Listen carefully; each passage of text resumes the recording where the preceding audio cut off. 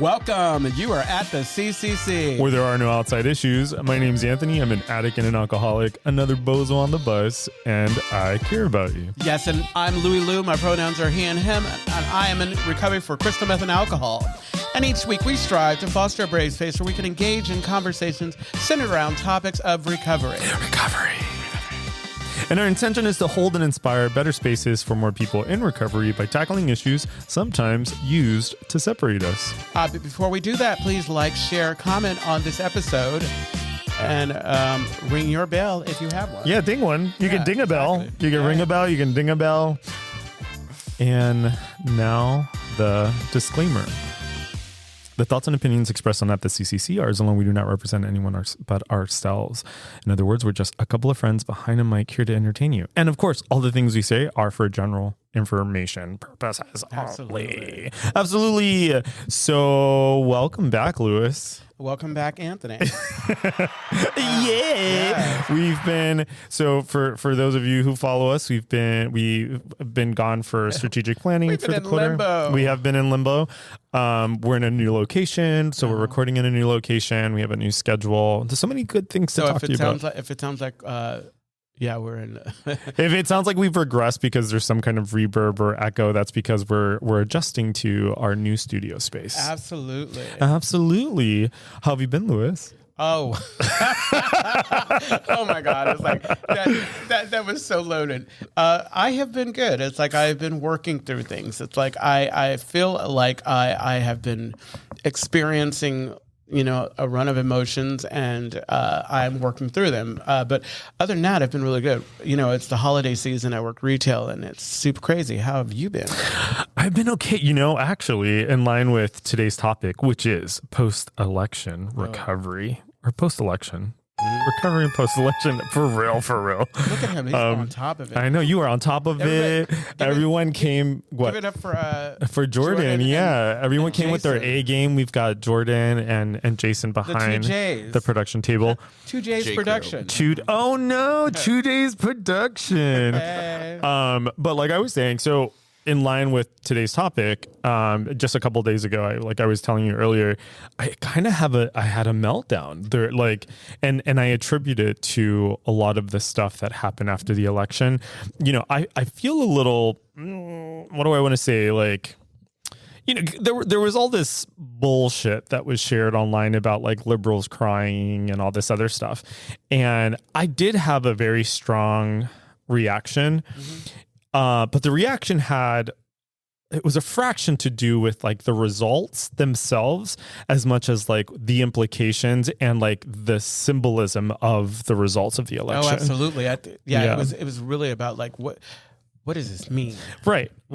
And so the other day, right now I'm in residency, I'm applying for postdoc.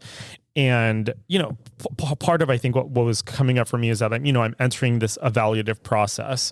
And I just started to think about Kamala. I love those words. Evaluative. I just saw Wicked and they use all these words like definition, whatever. And he says evaluative. And I'm like, oh God, I'm stupid. I heard for the first time, this is a while back, some of us talking and they use the word academician. And I had not heard that. Yeah. And I that's a lot. And what I did, what I know, when I'm not sure about something, I don't have any problem asking. So I asked. That's right. And then this individual, and I called him on it, he challenged on it because I told him that I really like bell hooks. He said, well, if you like bell hooks, you know that word. I'm all, oh my God, don't even. That's like linguistic terrorism, academic terrorism. Yeah, get out of my face. That's so inaccessible. I didn't say that, but I didn't say this was back then when I was still in my active addiction, and so I didn't say it as neat and tidy. But I was like, yeah, you want to go outside? We'll go outside. You want to go outside? We can talk about bell hooks outside. Exactly. And Audre Lorde and Toni Morrison. Let's go. Thank you. Okay. Whatever. Whatever. I do what I want. Exactly. I poop in the streets. Okay. It's from South Park. You guys know. Yeah. Jason knows. I know that part, but I was. Yeah. So entering this evaluative space, and just thinking about kind of where I come from, the struggles I've like. Isn't this cozy? This is perfect. This is really cozy. We are sitting closer to each other. For those of you that cannot see us, no one can see us actually unless we're in the room. Can see us. And it's interesting because Anthony likes his space. I do like my space, and I feel like I'm achieving that. Like I think I have enough personal space, and you're close enough, and I'm under the table. Yeah. Okay. So post-election, it definitely was kind of like one of the things that started to set things in motion. And for the first time in a very long time, I felt like drinking and using. The other day I was home. I got the fuckets. I haven't had the fuckets in years. I was sitting at home. I got I was like, fuck this. Like, why am I doing any of this? You know what I mean? If cheaters prevail, and if racial injustice is on full display, and if inequity is also on full display, why am I doing all of this? Exactly. And so I got stuck in this fucking spiral, and I was like, I wanted to drink, I wanted to use, and then at some point I was like, I'm going to buy a vape. and I've never vaped before. Did you buy a vape? I did. I bought a vape, and I like the reason I rationalized it was like, I was either going to drink, I was either going to use, or I was going to overeat, or I was going to harm reduction. Huh? It was harm reduction. Yeah, absolutely. It was harm reduction. And I really originally wanted to go for a pack of cigarettes, but I was like, we're not going back to smoking cigarettes. Yeah, no, exactly. So that's where I've been. You know, that election has definitely it's this, Thanksgiving's coming up. Yeah.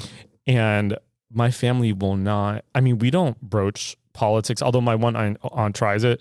We try not to broach politics, but you can tell it's like in the air. Oh, yeah. You know what I mean? It's like, we're not talking about the thing. Well, just before the end of the election, just before the actual election. Yeah. I think there was always something in my mind. Like, I'm going to make sure there was always like, it was a very addict thing that I do where it's like, I don't believe it until I see it. And so I didn't. Yeah. So someone said online, I was nauseously optimistic. Yeah. But really the truth of it is I was like, yeah, I don't trust people to kind of do what they need to do. And so, that thing that I was feeling, I realized was despair. Yeah. I heard someone share and in the beginning, I'm listening. Yeah. I really feel like I heard a speaker share on Friday night, and he said, like, I didn't get to that place where I felt like I want to drink or not because A is kind of in my bones. And I think that that's tougher, that I don't want to pick up and drink or use because I'm feeling the pain, the dis-ease, the discomfort. Yeah. Yeah. And that to me is worse than any relapse. It's because I don't want to feel bad. I want to feel good, Yeah, 100%, 100%. So what I've been doing to kind of support myself along the way is, the other thing is that my meeting attendance has dropped significantly because I've been very busy with work, and Jordan has front row seats to that because he's in some of the threads that I communicate in. The other day I couldn't do a commitment, and I like announced it in this thread, and Jordan follows up with like, "Girl, you're scaring me." Well, you're like, I'm worried about you. And it's, hearing that is actually quite helpful for me. Is like, but that, I think that's also part of the way the program works for me, is like, even if I'm not going to meetings, I make it a point to like be in communication with someone or something. Absolutely. Yeah. Well, I think that's the thing that I understand is like, meetings are great because it allows us to meet folks, to connect or whatever. But really the program is you meet with your sponsees and you meet with your sponsor. And we find other ways to kind of get that, because you can listen to tapes.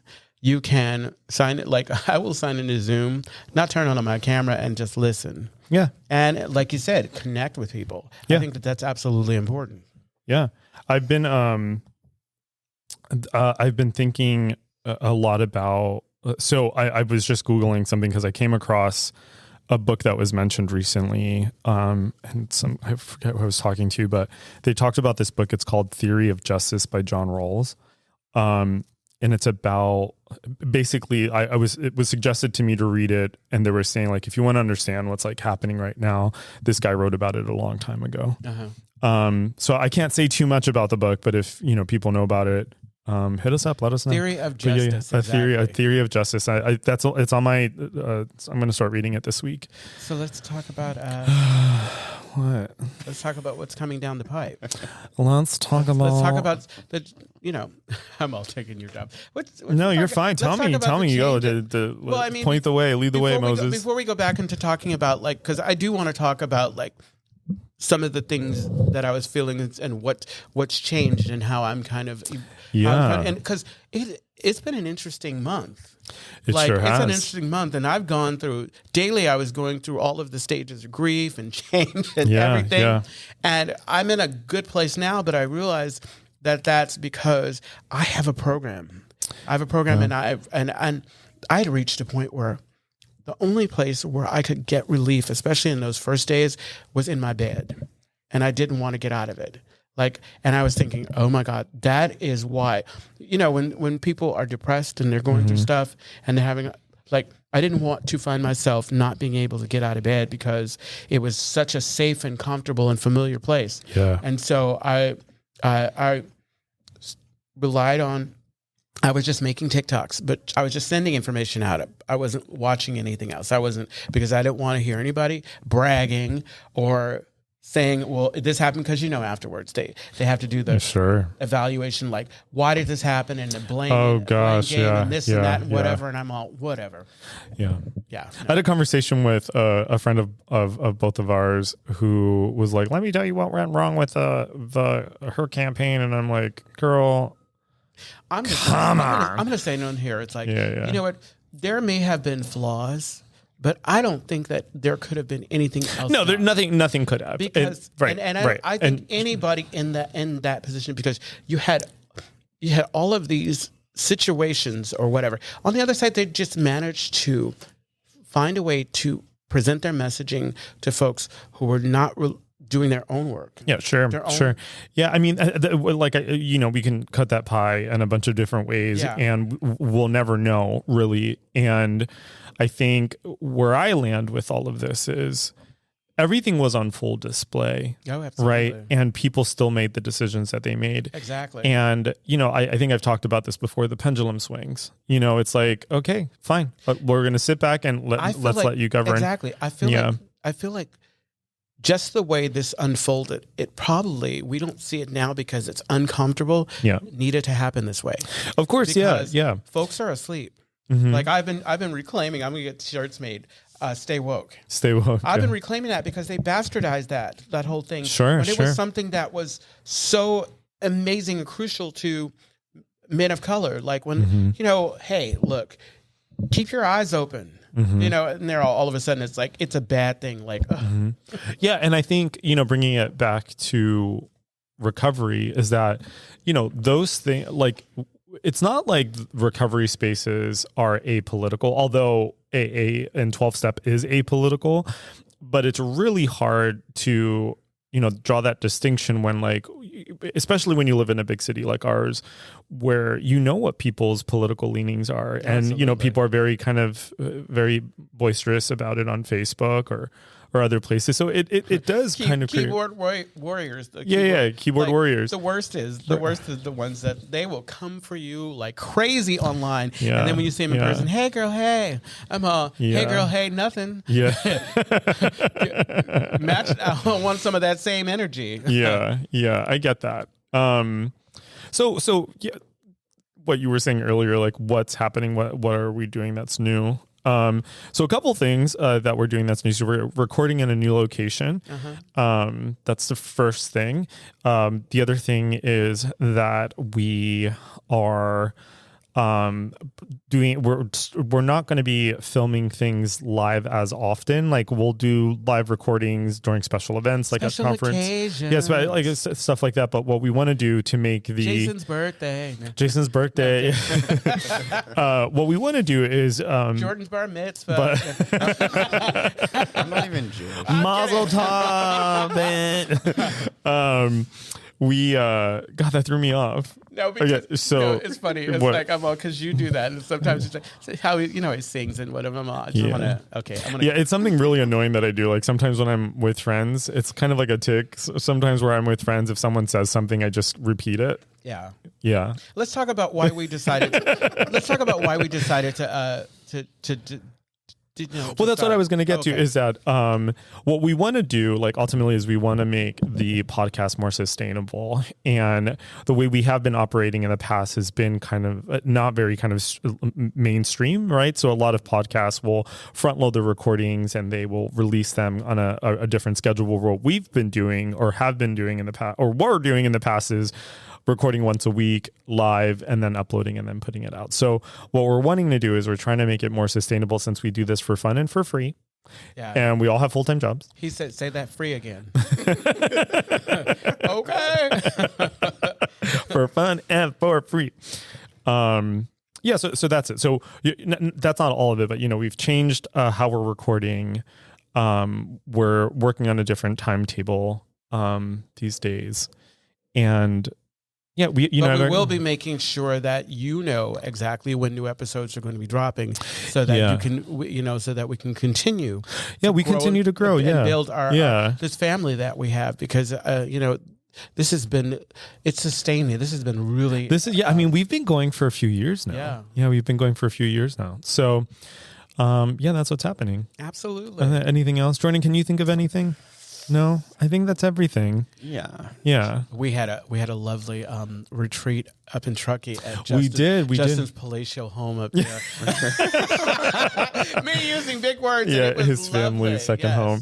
I love how they're like, it's a cabin, but you get there and it's a full ass house. I know. I thought it was going to be a cabin. I was like, the first thing I said to him is like, I'm all. Okay, we're not the same. Yeah. You're like, where's the outhouse? I know, exactly. It's like I was expecting to have to deal with a bear or something. Yeah. Oh God, such a beautiful house. Just I love the wooden bears that's cut with the. I know. Welcome to our family's cabin. Our little home. Yeah, it's our little home. Our little home. Their bathroom is bigger than my apartment. Well, I'm glad you enjoyed your time. Oh, I love it's such wonderful. A beautiful place. You were such a wonderful. Your family's so nice to let us go there. Absolutely. So recovery in politics. So have you been in other? Have you heard like conversations has it come up in meetings or anything like that? A lot of people talked, in the way that they could. Normally folks are very mindful, but especially because right after I decided I'm going to get to meetings. I'm going to get to meetings and be around people. Yeah. And be around people. Yeah. And so folks were able to talk about it in a way that was, I think we all gave each other grace. It was one of the things where you didn't have to worry about something. That's an outside issue. Stop talking about it. Mm-hmm. No, really. It's like nobody was hearing any of that. What I did was for me, and I'm pretty sure that other people do, I gave myself enough space. Like I wasn't looking at anything. Like I made a decision because to turn your will and your grace. Well, I made a decision. I realized that, with the levels of misinformation, the nonsense or whatever, that we all have been victimized. And I think I may have shared it with you guys with regards to the media and everything and the way information had been given out. And so I made a decision. I stopped watching even clips of MSNBC and all the other stations or whatever, because it's interesting to me. It's like only after the fact you say, oh, now and this can happen. While you lifted this man up, you elevated him, and you didn't report on the fact that he was absolute batshit crazy, Yeah. And so I'm thinking, I just need to do more work, and I'm encouraging people. I've been doing TikToks. I was thinking before, I didn't have enough information. I haven't. Anytime the spirit moves me, I will do a TikTok, put it in my dress, and post it up. And what I've been doing, like I said, is like I want to encourage people to, number one, let's try to be. You might lose your TikTok. Oh, you know what? Yeah. I'm going to do it as long as I can. There'll be other. I still have Facebook Live. I still have other ways to do it. I'm just. What it is like I think that I have been trying to find hope in the fact that I do need to do some work. Yeah, we all need to do some work. Yeah, go. No, I'm. I was just thinking of what were you going to say, Jordan? Okay, well, Jordan, just say it. Jordan, just say it. He's all, shut up and stop talking about politics. So Get off my lawn, you kids. get off my lawn. Well, what I'm reminded of is I was in Nevada a few years ago. You I think like that Nevada, don't you? Do I like Nevada? Nevada City? Or was it I love Nevada City. Oh yeah, I love. You know that? Yeah, I love Nevada. Do you know Nevada City? Oh, I love Nevada I know the city, but Nevada why City. do you love it? Oh, it's so quaint. It's so quaint. The people are lovely. It's very green. Yeah. Okay. Jordan, I don't judge you. Look at the In your contrast. shitty Look at the decisions. contrast. Look at we're Christmassy. We're Oh wow. What was I talking about? Damn it. Oh, Nevada. So I was in Nevada a few years ago during the Obama administration. Mm-hmm. That is relevant because when I was there, I had a shirt that said "I'm a dreamer," but it wasn't a political shirt. It was like some shit I got at H&M, and it was just like a graphic tee. And but at the time there was the Dreamers Act. What? The Dreamers Act. Mm-hmm. And I remember I went to this meeting, and it was all a bunch of older white men in Nevada, not Nevada City, Nevada proper. And no one sat next to me. Oh. No one acknowledged me. And it was just very uncomfortable. And I was like, and there were people looking over at my shirt, and I left and I was like, what the fuck?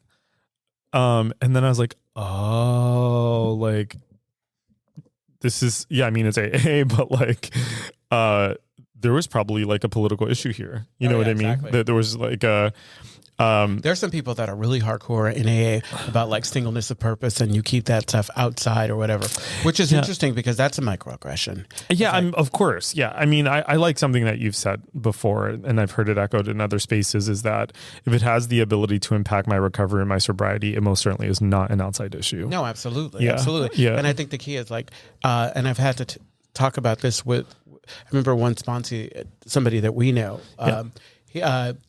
when we sat and met, he was talking about the person that he had been working with before, and he was saying he said, I don't want to hear this, and this, and that, or whatever. And I'm all thinking, well, what happens? These are things that are driving you crazy and that keep you relapsing. Mm-hmm. Why? Yeah. I'm so grateful that this podcast has helped me. Like with our tagline, there are no outside issues. Yeah.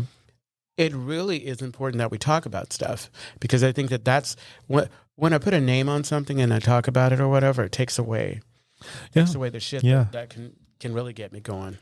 Yeah, agreed. And I think, I mean, I have nothing to add to that. I think you're 100% right. I think part of the difficulty sometimes is that, like, for example, I've gone to meetings all over the country, and in the South, AA meetings or 12-step meetings in general are very Christian. Oh yeah, and they end with the Lord's Prayer, huh? They end with the Lord's Prayer. They're very Christian. There's no cursing. The men only sponsor men. The women only sponsor women. It's very different than what I'm used to. No, absolutely. You know, so, you know, we're like self-governing, right? And so every meeting can look however thank God it's going to meet. Yeah. But I think what I'm trying to get to here is that, and someone said this, I think it was my sponsor, but someone was like, if you're in a room with someone whose political ideas are different from yours, like they deserve recovery just as much as you do. Yeah, absolutely. Right. Like that, like in that 1 hour that we're together, you know, we're all anonymous, right? Mm-hmm. And we're all in the same footing. And that I think is very difficult. You know, it's very difficult. I mean, it's difficult for me with my family, like knowing how some of them voted and historically have voted. And it's really hard for me to not think sometimes like, oh my God, you're a fucking idiot, you know? Mm-hmm. But then, you know, my family looks at me like, well, Anthony, you're like the gay one who lives in San Francisco and we live in Pennsylvania. You know what I mean? Like, what do you want? What do you want? You know? And so, you know, I try to get into acceptance about it. And this is just the way democracy works, right? Like the majority has spoken, you know, and so it wasn't even that's like fine. They've been yelling and saying it's a mandate, it's not a mandate. Oh, because of the electoral college. Well, what do you mean? Well, no, it's just not a mandate. Not with the population. It's not a mandate. Oh, I mean, there's so many. Everybody throws like he got less votes than like you go back and you look at mandates. He got less votes than Obama, right. Reagan, whatever. It wasn't a mandate. It simply was that this is what happened, and I've made peace with it. It's like I've in my mind I've made peace with it, but I also realize I need to give people space because they need to handle it how they're going to handle it. You know, like we're having our meltdowns here, there, whatever. But yeah. So I don't know. It's tough. But yeah, it is tough. I think what were you gonna say? In order to understand like the other side, you have to have conversations with people. Yeah. Right. Like you have to be in a space to have that conversation. But like, I'm talking to this one guy that I've known forever who is very conservative and gay. And what I've learned in our conversations back and forth is that he just wants something new for the government and Trump is something new. Trump is not something new. That's the thing that drives me crazy. Absolutely crazy. Right. I mean, there's so many different ways to cut the pie. There's so many ways to have the conversation. There's just so many different ways. Right. And my friend Melissa was really upset with me about this, where I said to her, I'm like, listen, the majority has spoken. We live in a democracy. This is the way democracy works. I don't have to like the result, but like I respect the result for the most part.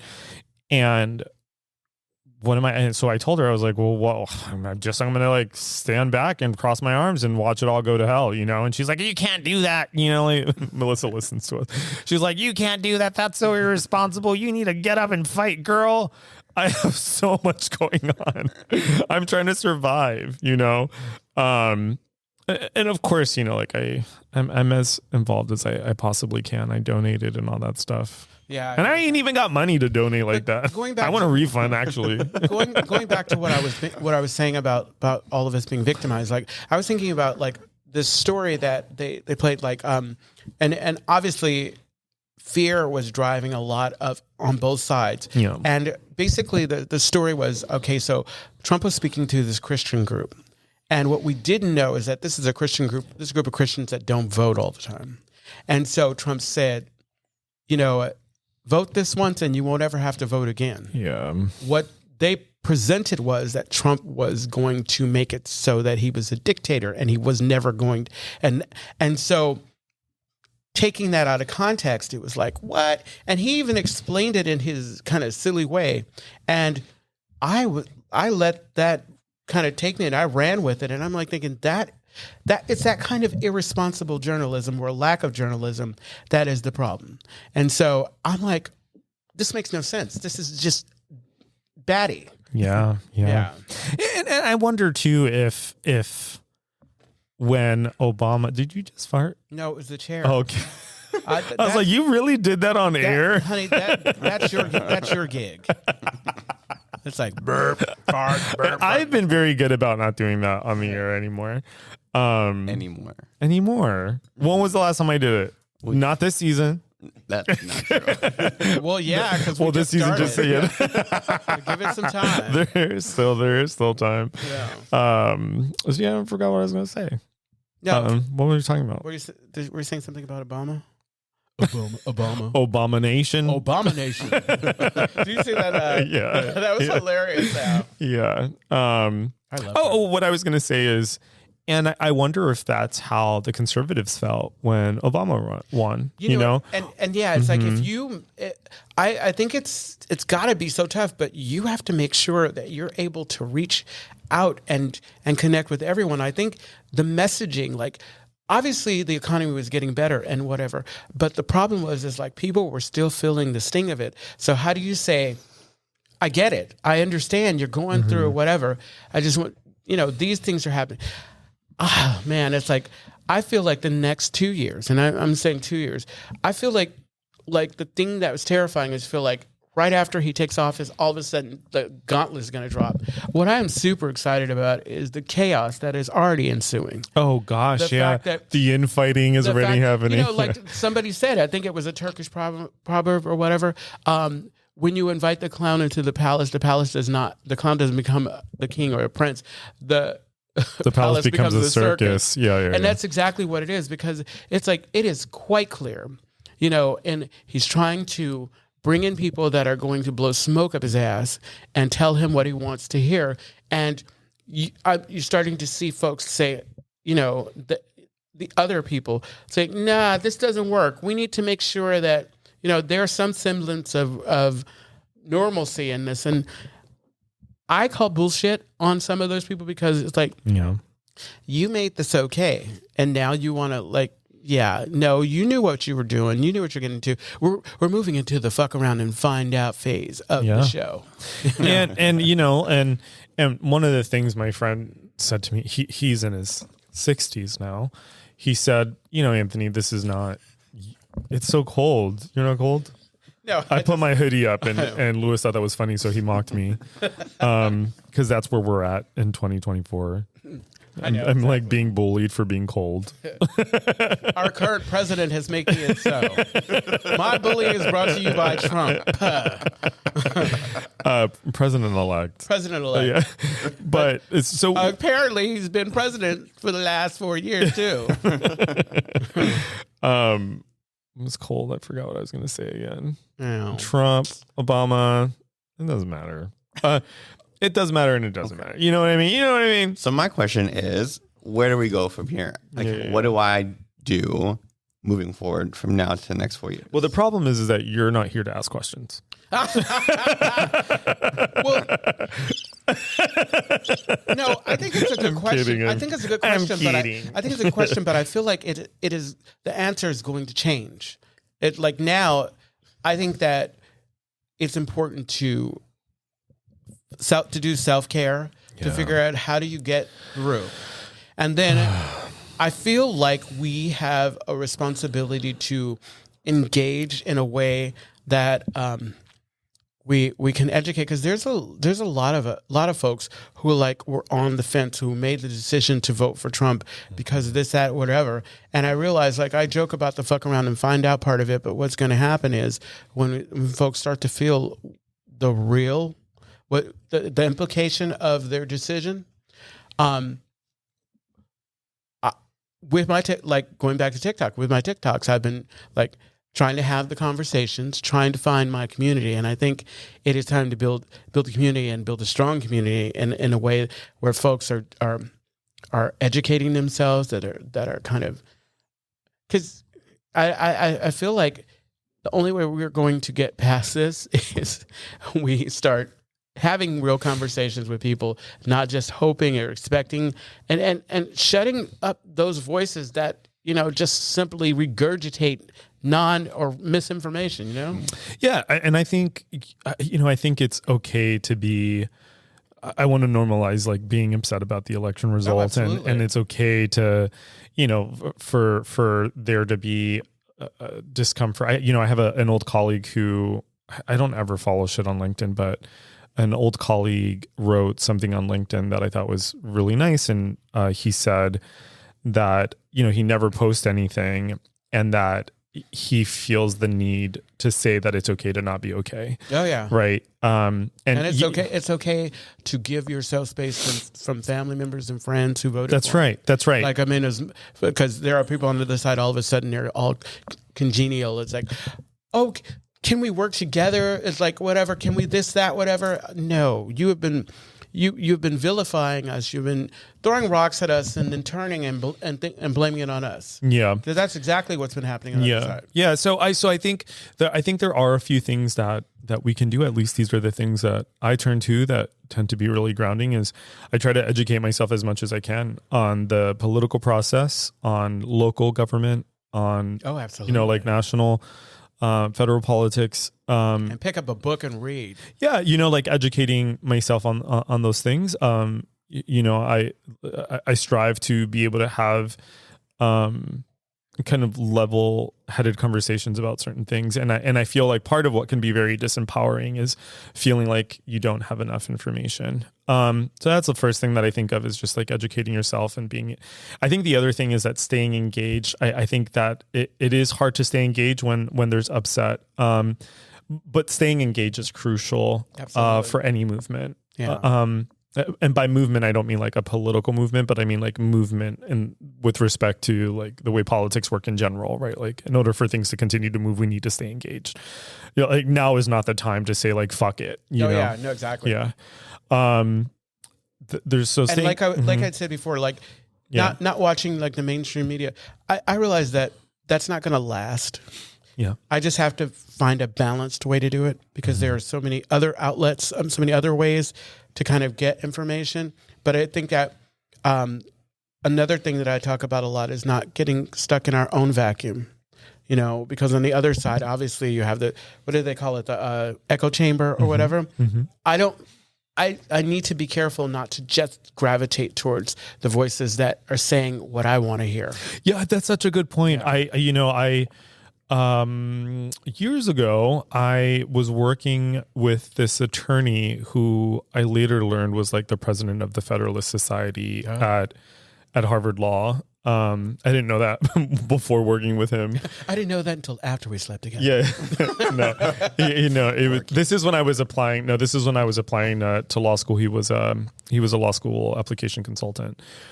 That's a whole other part of my life. I know. So the many lives of Anthony Lucas. So what was my point with him? Oh, so he was saying, so he was conservative. He never really like talked about anything, but I remember this one time I told him that I was reading the Huffington Post, I think it was, or Political. I don't remember what it was, but he says, "Oh, Anthony, you should also consider reading the Drudge Report, which is a conservative online paper," and which was, sound advice.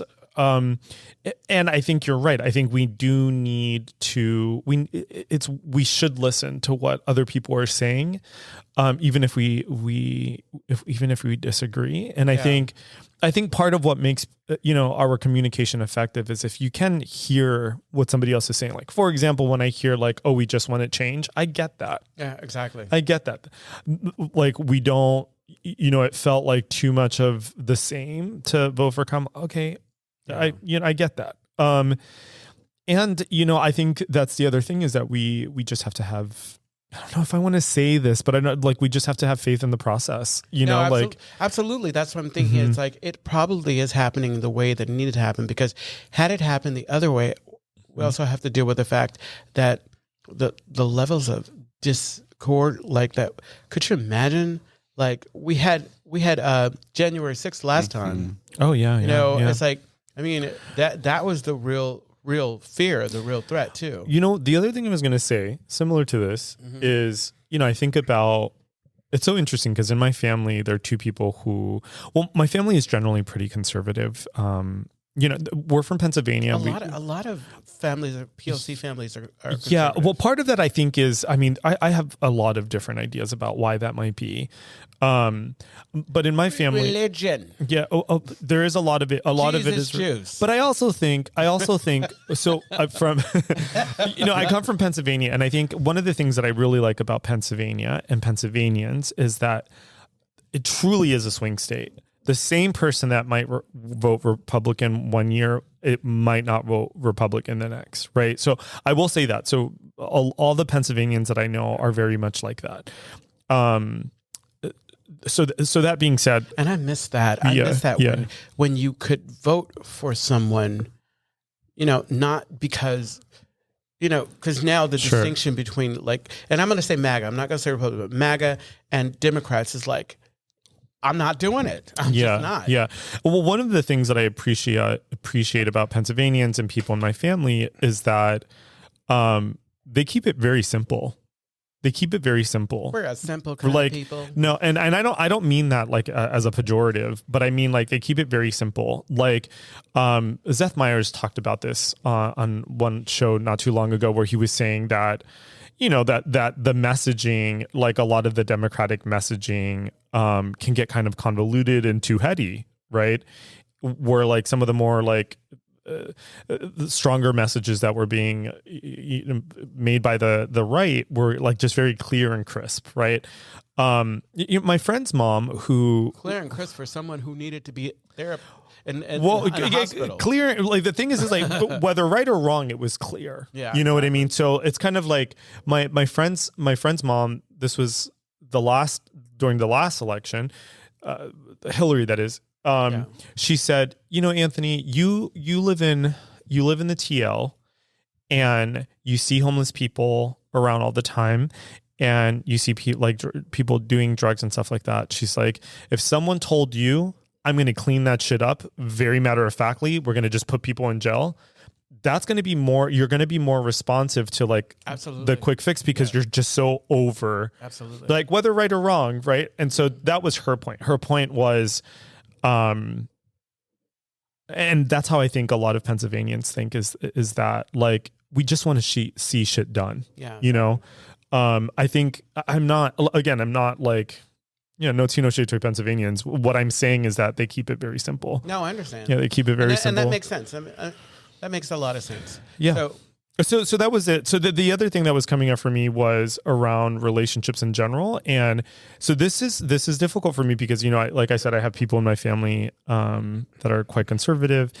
And like there was a part of me that like wanted to call up the people in my family and like curse them out because as I saw Pennsylvania like turning red, I was like, I couldn't help but like blame my family as though they, they make up the entire state. Yeah, exactly. Your family makes that. No. Yeah, but they don't. But the other part of that for me is I do think that a lot of people of color buy into conservative ideas. I mean, there's a lot going on there, right? They were brilliant because but let me just one before I forget. So like on one, a couple things. So in order to understand like the political landscape with the Latino population, we need to understand the way immigration has worked, right? So for example, when we look at Cuban Americans, a lot of the Cubans who came into the country came after the Cuban insurgency, and those are the people who had money. They were the people who are most likely to vote conservative. So that's a block of people that lives here, right? So it's not like there wasn't fertile ground for it to begin with. There's that. Then you have like your staunch Catholics, right? And so that's how they got a lot of folks in Pennsylvania that I know, right? My aunt will be the first to say, well, it was about abortion for me,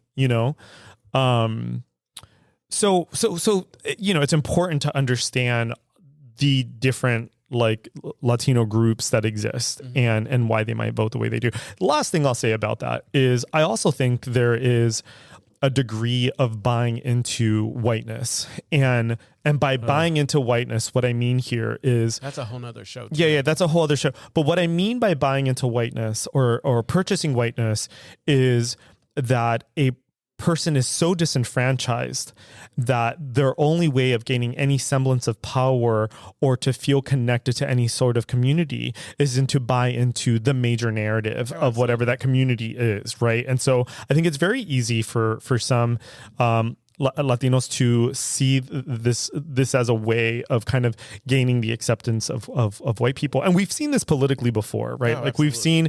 Anyway. What?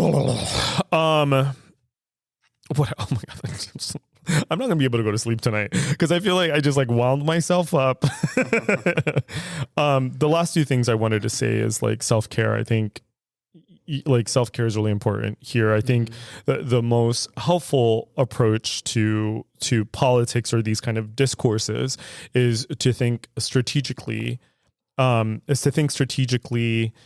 and to have like a bit of detachment from like what's going on, right? I mean, in the end, it's why there's political science, right? It's like people who are looking at these structures scientifically, and sometimes that's the safest way to do it.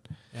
And the last thing is, I think supporting each other, right? Yeah. It's like, absolutely. Yeah, it's just so important to like be able to like have the people that you need to in order to turn to and be like, hey, I don't like the way this went down. I feel like we need to close the streets during the inauguration and have a party. Call it something different, but have a party that for the inauguration, not for the inauguration, but just something else or whatever. Yeah, it's all good. I feel that. So I have. Well, yeah. What were we gonna say? So I want to just say the Castro Country Club is a safe and sober community center for all people and a refuge for the LGBTQ recovery community. Absolutely. Exactly. Point to where we are. Yeah. We provide programs and services that help people change their lives by supporting personal growth. And our vision is to reduce the suffering of addiction by connecting people to community, opportunity, and support. You can find more information, including all the ways to contact us, at www.castrocountryclub.org. And tune in every Tuesday at 4. Oh.